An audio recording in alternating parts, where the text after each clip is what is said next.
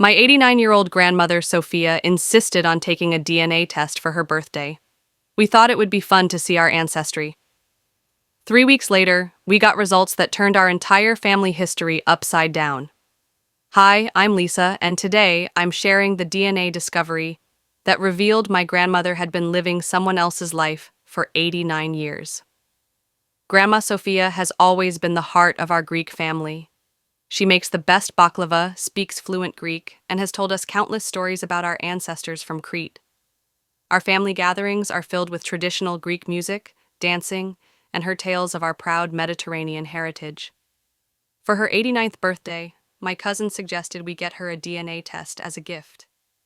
"It'll be fun, Yaya," we said. "We'll see exactly which parts of Greece our family comes from, maybe find some distant cousins." Grandma Sophia seemed hesitant at first.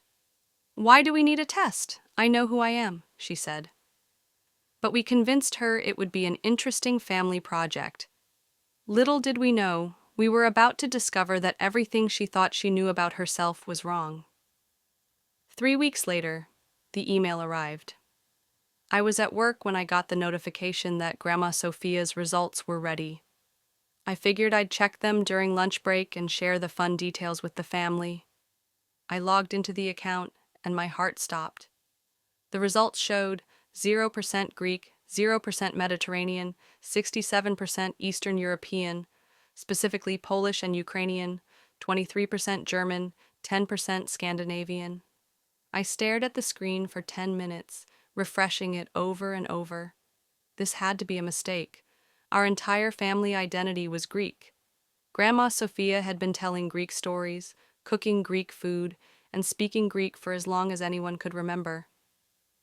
But then I saw something even more shocking: the DNA matches. The system had found close relatives, and none of them had Greek names. There was a Katarzyna Kowalski listed as a potential first cousin, and several other Polish names I'd never heard before. I called my mom immediately. "Mom, you need to sit down. Something's very wrong with Yaya's DNA test." That evening, our entire family gathered at Grandma Sophia's house.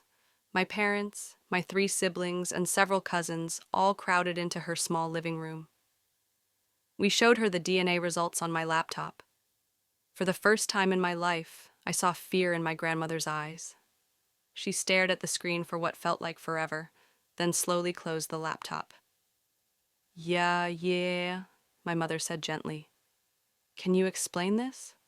Why does it say you're Polish?" Grandma Sophia stood up, walked to her bedroom, and returned with a small wooden box I'd never seen before. With shaking hands, she opened it and pulled out documents written in what looked like Polish, and a black and white photograph of a family I didn't recognize. "My real name," she whispered, "is not Sophia Dimitriou. It's Zofia Kowalski." The room went completely silent. My cousin started crying. My uncle looked like he'd seen a ghost. I was born in Poland in 1934. When I was 15 during the war, everything changed. My family, they were killed. I survived by pretending to be someone else, a Greek girl whose family had also died. I took her identity, learned her language, her customs, her recipes. I became her to survive.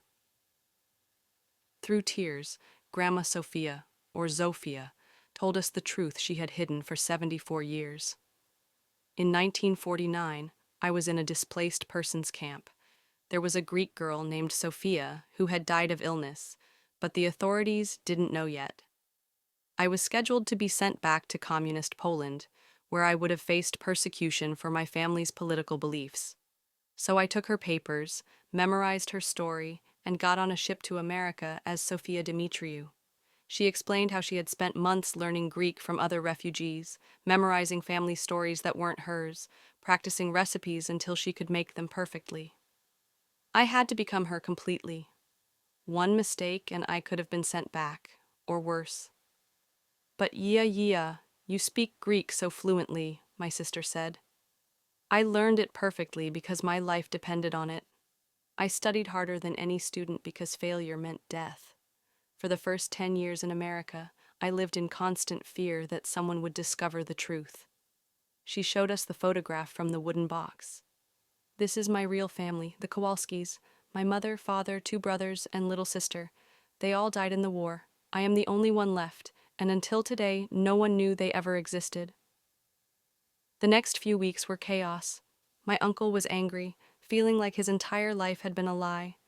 My mother was heartbroken, struggling to understand why her mother had never trusted us with the truth. My cousins were confused about their identity. But slowly, we began to understand the incredible strength it took for a 15-year-old girl to reinvent herself so completely. She hadn't lied to hurt us, she had lied to survive, and then continued lying to protect the new family she had built. We learned that those Polish DNA matches were real relatives, actual cousins and second cousins who had been searching for surviving family members for decades. Katarzyna Kowalski, the first cousin match, had been looking for any trace of the Kowalski family since the 1980s. Through the DNA website, we arranged a video call. When Katarzyna saw our grandmother on screen, she immediately started crying and speaking rapid Polish. To our amazement, our Greek grandmother responded fluently. Zofia? Zofia, is that really you? We thought you were all dead. Katarzyna sobbed. That was the moment I realized that DNA test had given our grandmother something precious. It had brought her home.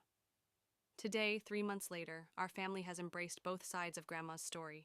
She is still our beloved Yia who makes amazing baklava, but now we also know she's Zofia, the Polish survivor who saved her own life through incredible courage and determination. We've learned to make pierogi alongside our Greek dishes. We celebrate both Greek Orthodox holidays and Polish traditions. Our family's story is now twice as rich and infinitely more powerful. The most beautiful change is seeing Grandma herself. For the first time in 74 years, she can speak Polish freely, share memories of her birth family, and connect with relatives she thought she'd lost forever. The weight of carrying that secret alone for so many decades has finally lifted from her shoulders. Last week, she told us, "I spent so long being Sophia that I almost forgot Zofia existed. But now I can be both. I can honor the family that died and the family that lived." Our grandmother's DNA test taught us that families aren't just about genetics. They're about love, survival, and the stories we choose to share. Sometimes the most incredible family histories are the ones hiding in plain sight. That simple birthday gift revealed that our 89-year-old grandmother wasn't just a sweet Greek lady. She was a war survivor, a master of languages, and one of the strongest people who ever lived. She had created an entire identity to save her own life, then spent decades perfecting it to protect the family she built. If you're considering a DNA test for yourself or elderly relatives, be prepared for surprises. You might discover that your family story is even more remarkable than you imagined. Share this video if you believe that every survivor's story deserves to be honored, no matter how long it takes to tell it. And remember, sometimes the greatest gift we can give our elders is simply believing them strong enough to handle the truth, and brave enough to share their real stories. Subscribe for more incredible family discoveries, and tell me in the comments, have you ever uncovered a family secret that changed everything? Yia Sophia, or should I say Babcia Zofia, you are our hero, no matter what name you choose to use. Until next time, keep exploring your roots. You never know what incredible stories you might find.